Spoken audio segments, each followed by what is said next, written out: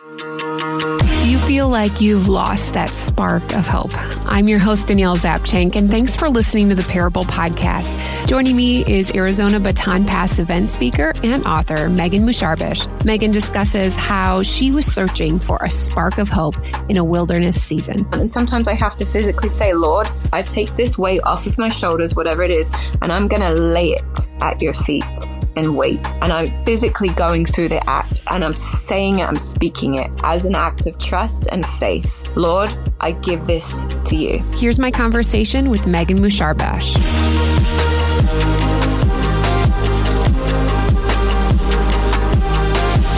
I am so thrilled to continue our collaboration with our friends at the Baton Pass.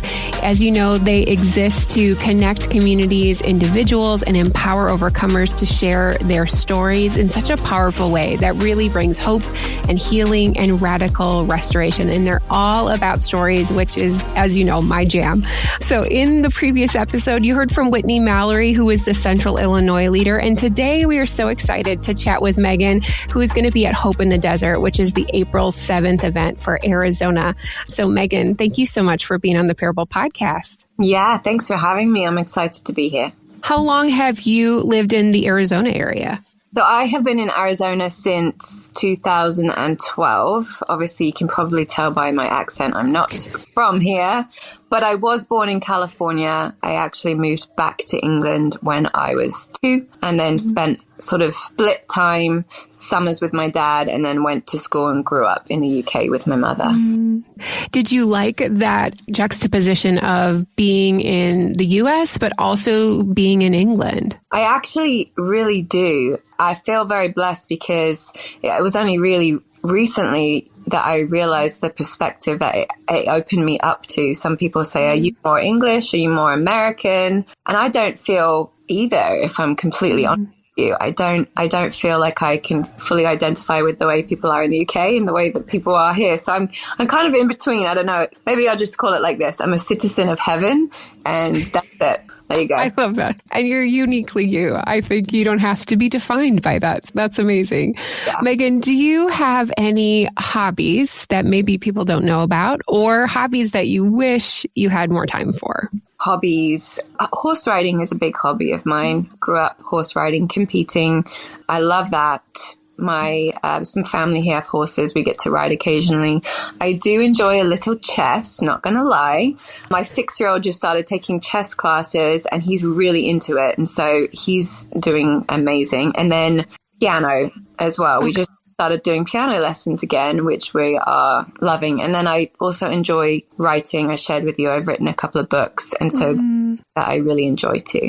When did the passion for writing begin for you? Was that from a young age, or is that something that was cultivated later in life? You know, it's funny. It actually was. So I remember the Lord took me back to memories of when I was a kid, and I used to write poems.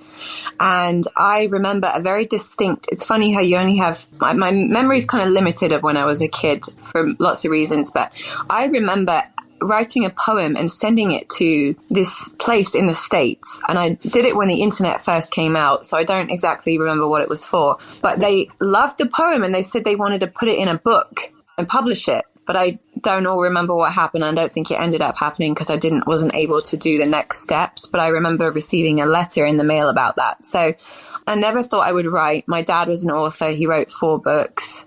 My sister is an author. She writes, but I never thought it was in for me, but it's something that how do I put it? I'm being obedient to the writing process. Yeah. I do enjoy it. It's a discipline sometimes to sit down and actually do it.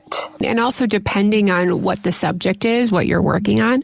I mean, if you're working through things or trying to really figure out the right words that impact the reader, I mean, that's a lot of work. There's a lot of energy that goes into that. Yes. Megan, what would you say like you're most passionate about these days? Most passionate about the Lord and my family, my kids. So tell me a little bit about your kids. How old are they? I have a 6-year-old boy and a 3-year-old boy who are full of energy and they keep me extremely busy. And they're the best thing that honestly ever happened to me. I've grown so much since I became a mother. It wasn't something I ever thought I would be. Even getting married and having a family, that's not something that I, as a young girl, really aspired to do. But the Lord had other plans for me, and it was almost like, I know what's good for you. I know what's best for you. And so he just surprised me with these amazing gifts that I never knew I ever wanted. And it's crazy to even say that, because I walked through so much trauma in my life. I think that really impacted, my perspective of life and what life was really about. And so God had other plans. He always does, doesn't he? Megan, what would you say is something that, even though that they are gifts that have surprised you, what is something that your children have been teaching that you've learned about yourself as now being a mom? Patience and love, I would say, are the biggest things. And I'm sure any mother out there can relate to that. But having this unconditional love, but also this increasing love that grows within you over time. Of course, patience. I was a little bit of an impulsive person before, just a tad, but they've taught me a lot of patience and to, even in teaching and educating them, to have patience and wait for things. And that's twofold because, with my youngest, who has some developmental delays and things, I'm really walking out patience in seeing those things come to fruition, the promises that are on his life that were spoken before he was born, which is actually part of my story today. I'll share a little bit shortly. Waiting and being patient for the things that God has promised. Yeah. And that's really hard as a mother to see your child in a deficit or what you believe is, and you're powerless to really do anything about that. I can't wait to hear more about that. Before we jump into your story, I'd love to know, what has it been like attending any of the previous Baton Pass events? Have you ever experienced events like that? Is that something that's new to you? What was that like for you? So I hadn't really attended anything like that before, I would say. Our church is an amazing church, though. We have events and things, but nothing to that level. Mm-hmm. They're very special. And the vulnerability that I've seen come from the women sharing their stories is not only so freeing and healing to them, but also to the people in the audience who can really relate. And then it kind of has this spiral effect where it just creates a space of vulnerability for them to come out and share their stories and get healing. And it just has this, domino effect that ripples out. And that's how, this has continued on, really, I think, and will continue on. I think it's going to be a bigger ministry than Angela anticipates because of come to so many people through it. Yeah, the word that stands out to me is vulnerability. And I love it when women can just let down their walls. And I know that it takes time and patience even to get to that place, and also to be willing to share that in front of another group of women. But when that happens, there is such like a unique perspective and a recognition to say, oh, you had that similar story too. I didn't know that anyone else has. And it makes you feel like you're not alone. Maybe it's not exact, but there are those pain points that we all have as women as we walk along this life with Jesus. So Megan, I am super excited to see how this parable story connects and also to hear more about it. So why don't you go ahead and share it with us? Absolutely. And I'm excited. So I'm going to be sharing this at the Baton Pass too in great detail, but really, I think it started, I was saved in 2018, and from then on, I had a radical encounter with the Lord that was profound, and a visitation from him, and it changed my life. It literally, when the Bible says the scales are removed from your eyes, it couldn't have been more true. And so it was a fast track from there, really. But I'd also been through a lot of things in my life. It felt like there was one thing after another, after another, after another. And after I got saved and I came to know the Lord, things just started to make sense. But it wasn't until 2020 I got pregnant with my second Asher. And I went through a wilderness season. Mm-hmm. And I didn't know it was a wilderness season, of course, at first. But when I was 38 weeks pregnant with him, I got COVID and double pneumonia. And I was very, very sick. I had a high fever, in and out of the ER, couldn't barely breathe, couldn't walk, was really, really sick. It was a scary time. We had the pastors coming to the house praying over me and things, and it was scary.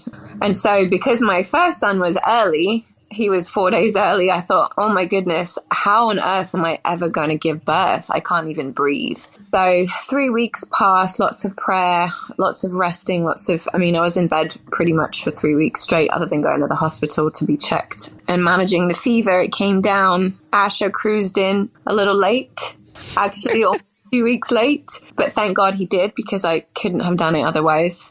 And he was born on December 30th, which is my mother's birthday. And it's also the day that I got baptized 2 years prior with my husband, and we dedicated Noah on that same day. And December 30th is actually the day that my husband left Canada and moved to the US. So December 30th, I know the Lord works in mysterious ways and dates, but I believe it's a way that he signifies newness and new life, and also his promises. Mm-hmm. So he was born, and then of course the sleepless night began. So when he was 3 days old, I was back in the ER. I got worse because I wasn't sleeping, and I got really, really, really sick. There were COVID people everywhere in the ER. They said, you can't bring your baby in here. And I said, I'm breastfeeding this child. Nothing is going to stop me. I couldn't do it with my first, and I'm determined to be this child's life source. Even though I'm barely making it, I was determined to do that. And so I brought him in. Thank God he didn't get sick. He was a very quiet baby,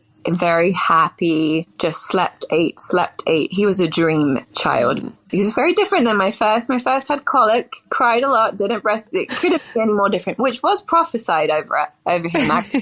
So I continued, the healing of the COVID, but then other things kept coming up, and I ended up developing something called POTS and dysautonomia. I ended up developing sticky blood disorder. I ended up having all these symptoms that got progressively worse and worse as the months came on. I couldn't sleep at night. Everyone's asleep, the baby's sleeping, and I'm awake and I can't sleep. So I went to see a neurologist. I went to see a blood specialist. Because I had all of these problems developing and nobody knew what was going on. And I was praying, really pressing in. And I remember in April, so he was born in December. In April, one morning, I sat at the table in the dining room and I opened up my Bible and I did Bible roulette. And I said, God, I have to hear from you right now. I have to hear from you right now. I was desperate. Mm-hmm. I opened up my Bible, took me straight to John 11:4. This sickness will not end in death, but will be to glorify my son, Jesus. And I held on to that. This was 4 months in now. This was my first spark of hope. Mm-hmm. I began praying and seeking God in a way I never had before. And I was on my knees praying every day for God to heal me. I began crying out, Lord, if I could only touch your cloak. I was literally putting the Bible, what it says in the Bible, into practice. I was doing what it said to do. I wasn't just reading it and then going away in hope. I was doing what it said. I held my hand over the Bible every morning, as Derek Prince did when he was sick. And I said, I take this word as my medicine. And I imagined myself taking a pill as I read the word every morning, as though it were my medicine and it was going to heal me. In July, my husband and I were praying, and he said, let's get on our knees right now and let's talk to God. And I'd already been diagnosed with some stuff at that point. And as we were praying, he said 9. And I said, what do you mean 9? And he goes, I'm seeing number 9. And I said, okay, what does that mean? He says, I don't know. And I said, September. And he goes, I don't know. I said, September. He says, I don't know. And the Lord began to talk to me. I grabbed my Bible, the one that's actually right there, and I opened it up on the only blank page in the Bible that was opposite the beginning of Daniel, which I didn't realize it all comes together. Believe it or not, Daniel is Asher's middle name. So I write down all of the things that the Lord's telling me. All of these things, he starts pouring out all the things I need to do, and I write down the dates at the end of July. And the Lord is going to heal me in September. I'm going to be fully healed in September. August comes, and I go to my neurologist. This is when I get diagnosed with the POTS and the dysautonomia, and I have to start taking salt and blood thinners and all these types of things. And it really does remain a mystery to even them too. They don't know what the cause is. They said, well, probably just have long COVID, and we just have to wait this out to see what happens. Now, the other part to this is my husband had come to me, I want to say maybe in June, and he had said something to me that I pushed away. And he said, Megan, have you ever considered that your breast implants could be making you sick? And I said, no. Meanwhile, we were aware that his sister had actually had lupus and had other autoimmune issues, and she'd had them removed, and she got well again afterwards. So we already knew that had happened, but I couldn't relate the two at the time. I said, no, I've not had any issues with them. I've had them for almost 14 years, whatever. However, at the end of August, actually, I think it was the 1st or the 2nd of September, he came to me again and he said, Megan, I believe it's your breast implants. And it was in that moment that I said, okay, I'm willing to look into this if this is really what you want. I'm like, I don't know that you're going to like what I look like when I have them taken out. I've had them for a long time. I've breastfed. And he said, Megan, I don't care. I just want you healthy. And it was at that point that I was like, I don't care what I look like. I just want to be well. I want to be able to take care of my children. I want to be able to play with them, to go out and live a normal life. I couldn't go anywhere. Make plans. I couldn't do anything. And we're 9 months in at this point. So I started looking for a surgeon to have a appointment. In the meantime, I'm praying. I'm like, Lord, is this it? Is this it? And I kept feeling towards it was. In the meantime, his sister sent me this group on Facebook that at the time had a couple 100,000 followers that was called Breast Implant Illness, BII. And I started reading all of these stories and I was like, this sounds like me. This sounds like me. So I started to get excited and have hope that this could be it. Once they had them removed, they all got well again, almost immediately. So I finally found a surgeon where I could actually get a reasonable time of appointment that wasn't months away, because every single day I was in tears. I found an appointment that was 2 weeks away. And I said, okay, if we do go ahead with the surgery, how long does it take in order to then have the surgery after the initial appointment? They said about, 4 to 6 weeks. And I'm thinking, I don't know how I can go on another 4 to 6 weeks like this. The day before my consult was September 20th. The day before my consult, I was in the bathroom. I got out of the shower and I started crying. And I was on my knees crying. And I said, Lord, I can't go on like this. I don't know if this is it or if it's not it. But I'm going to ask you this one thing. If this is meant to be and you want me to explant, you want me to take these out, Father, I pray that this be the surgeon, and by some miracle, within the next 7 days, I have this surgery.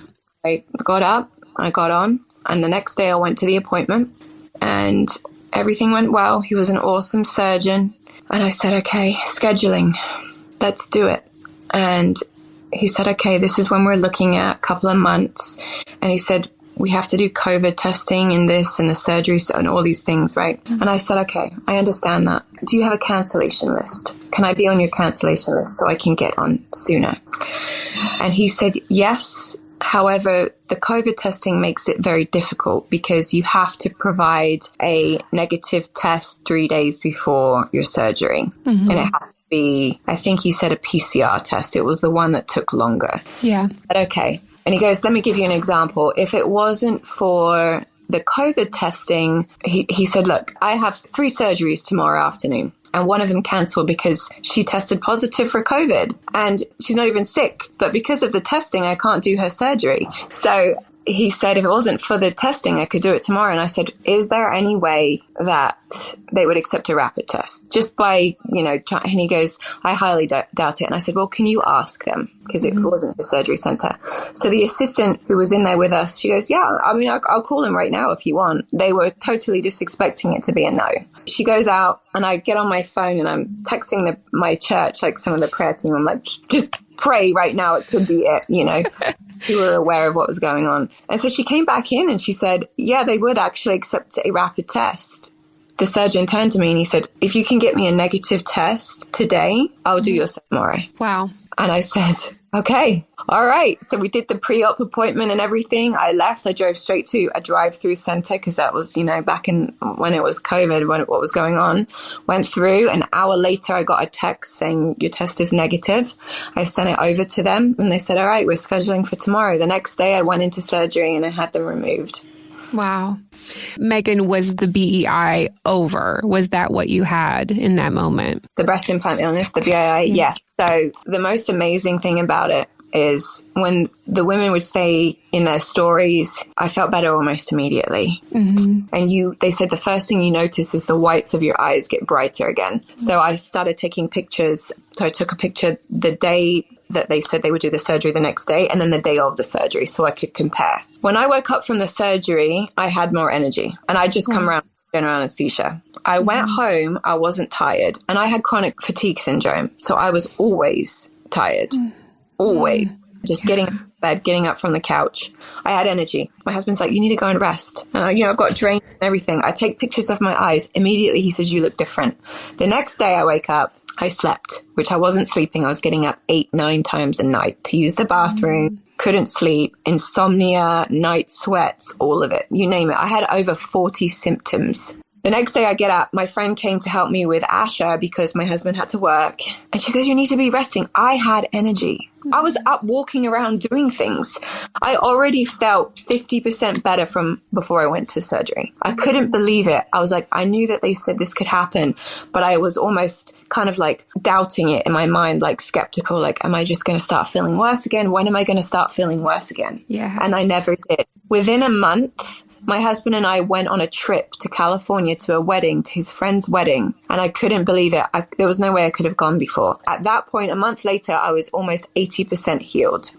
2 months after the surgery, I went back to my hematologist and to the neurologist. They could not believe the difference in my blood, and then they retested my blood, and the sticky blood disorder that put me at high risk for blood clots came all the way down to on the cusp of negative. And from then on, I was just feeling better and better and better every day.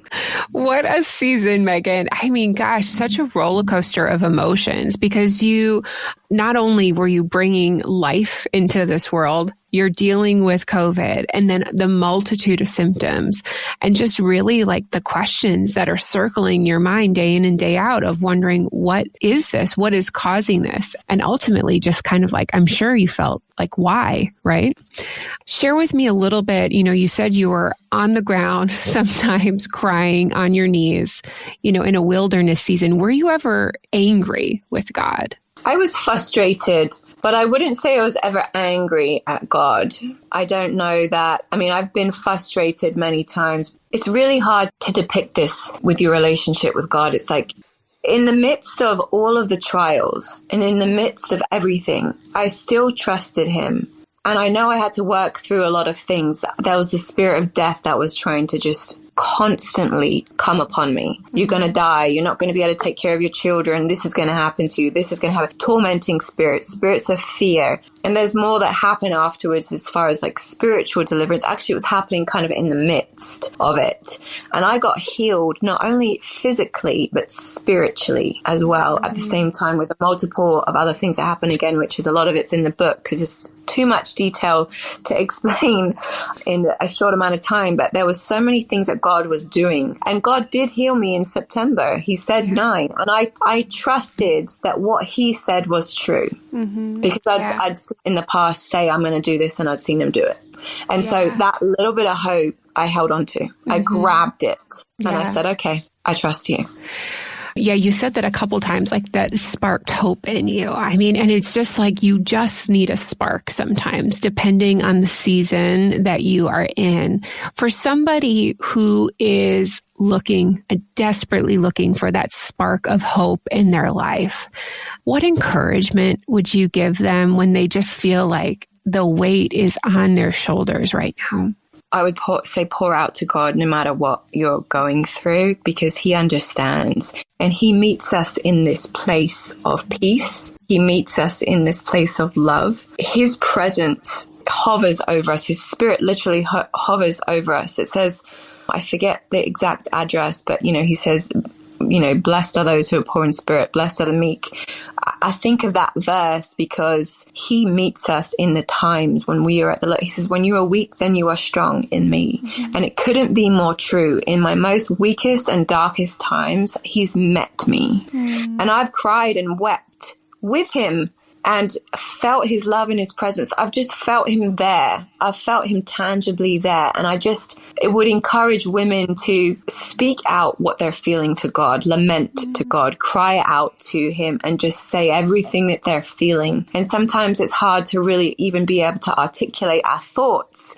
But once it comes out of our mouth, it does something. We know our words are powerful, but it does something when it actually comes out, and God is able to kind of take it and do something with it. And it's a release. We literally are laying it down. And sometimes I have to physically say, Lord, and I do the action. I put my hands on my shoulders. I say, I take this weight off of my shoulders, whatever it is, and I'm going to lay it at your feet and wait. And I'm physically going through the act, and I'm saying it, I'm speaking it as an act of trust and faith. Lord, I give this to you. Megan, earlier when you were talking about writing, you used the word obedient.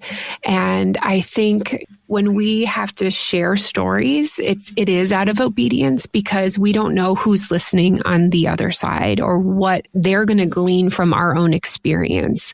Tell me a little bit more about like what obedience looks like and how that maybe has affected people that have heard parts of your story.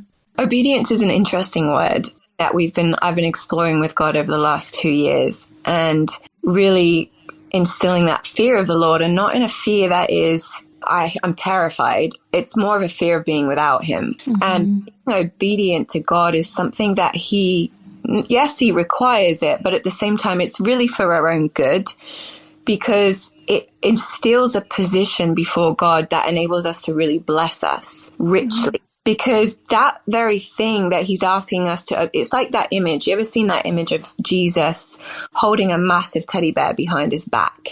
And the little kid in front of him that has a little teddy bear. And he's like, if you would only trust me, you would see I've got so much more. And this little boy's like, this is kind of all I've got, this tiny little bear. And Jesus is like, I've got this massive teddy bear behind my back. It's all I'm asking for you is for you to just trust me. Trust me. And obedience is an ingredient to that trust, to instill a deeper level of that trust in the Lord. And the world doesn't like that word. It comes with submission to God. And again, that's another very unattractive word to the world, submission. Well, why should I submit to anyone? It's all about me. But God says, it's actually all about me. And if only we really understood that, it comes down to really understanding God, I believe. And then he can instill in us who he created us to be, because he made us to have a relationship with him. He made an order that works. And I found that when I resist the order, everything's in chaos. But when I'm obedient, it works. Yeah, it is about the relationship. I just was doing the math in my head. And so this experience started for you in 2020, but you said in 2018, you started a relationship with Jesus. So, I mean, gosh, you're right. Like this spiritual transformation for yourself and what God was doing in your life. Tell me a little bit about what was the catalyst? You don't have to go into complete detail, but what happened in 2018 that launched you into this relationship with Jesus? Oh, wow. Gosh, I have to try and really condense this. I wrote it in detail in the book, but I'll try and condense it. My husband had been praying for me for a long time. It wasn't that I was resistant, but I wasn't there. And that goes back to me just completely when I first met him. You know, I'm really happy for you in your faith, that's what you believe. I felt like some people really needed that in order for them to stay on track. They needed God. I always considered myself to be quote unquote spiritual, but I thought that Christianity was limited. I felt like people who believed in this specific God were very limited, and they were actually doing themselves a disservice by limiting themselves and their capabilities. When I say God transformed me, it's all glory to him because of what he did in my heart. And only he has the power to do that.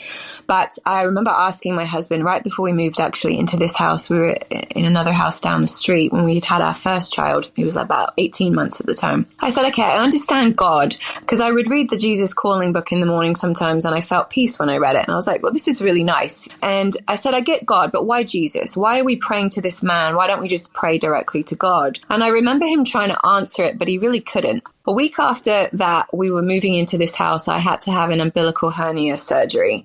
When Noah was born, I had a big hole there, and we didn't realize I had a hernia. So I had to kind of have a very quick surgery there. I remember about to go to sleep, and I was really afraid of having surgery. I was terrified, actually. Before I went to sleep, I remember saying a prayer, and I said to God, I trust you, and I give you my life. That was it, before I went to sleep. When I came around from the surgery, I felt different.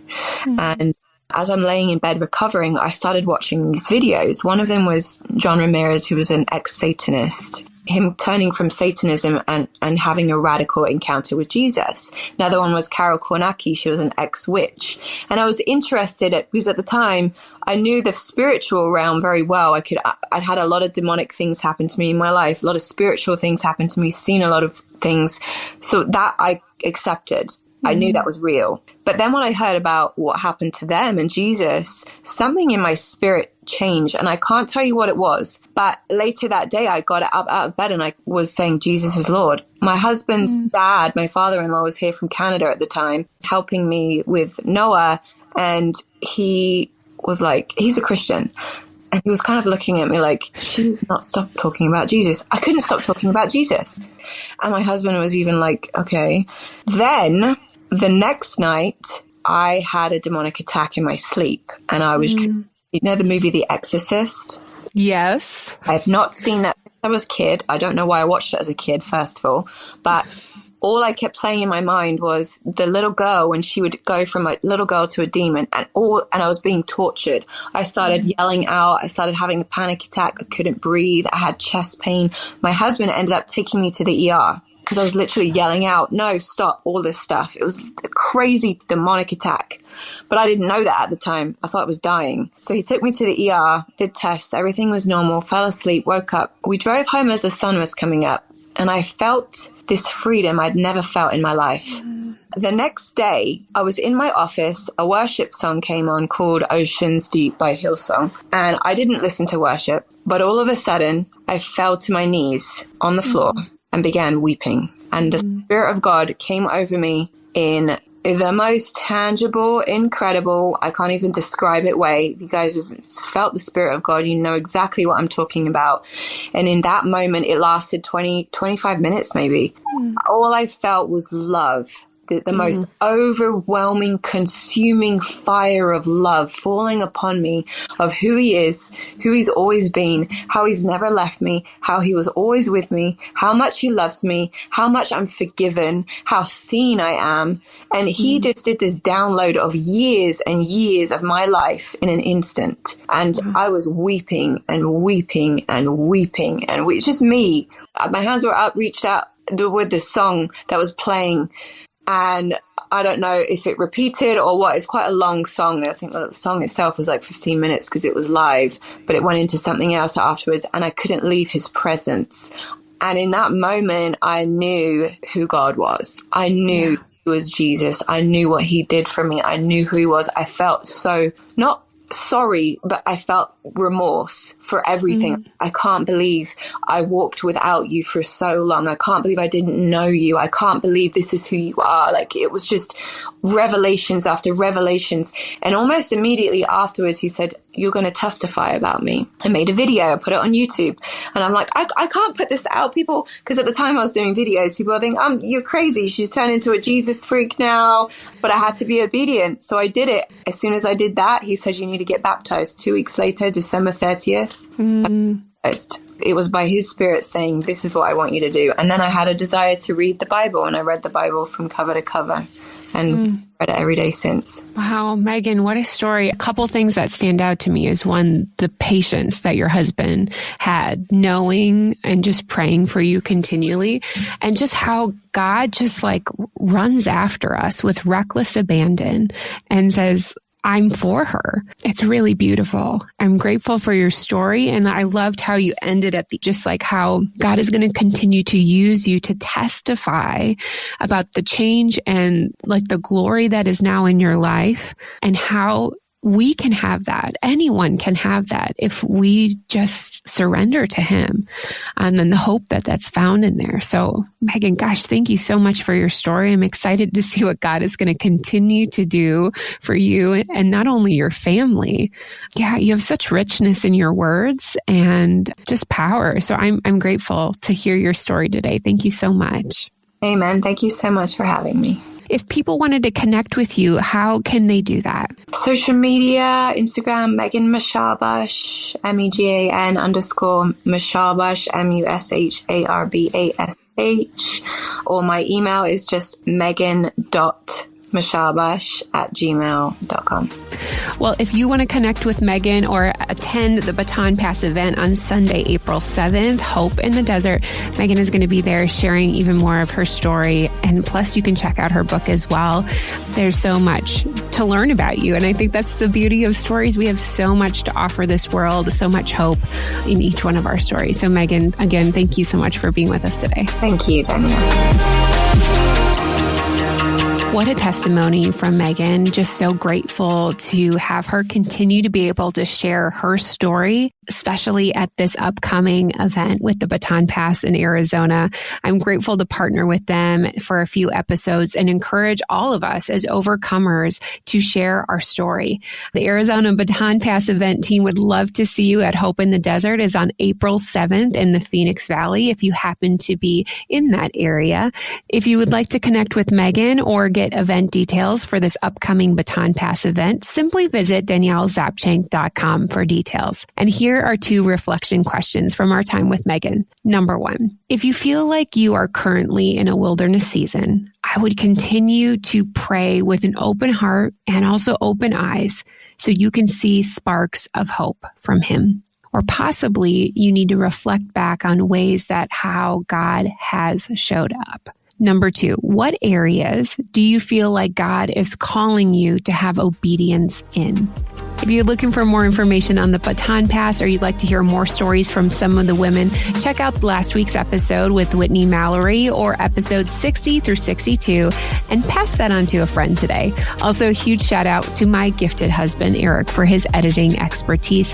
That is going to do it for today. I'm grateful that you took the time to spend it with me. Remember, your parable showcases how every spark of hope has been God given to you. I'll see you back again next week on the Parable Podcast.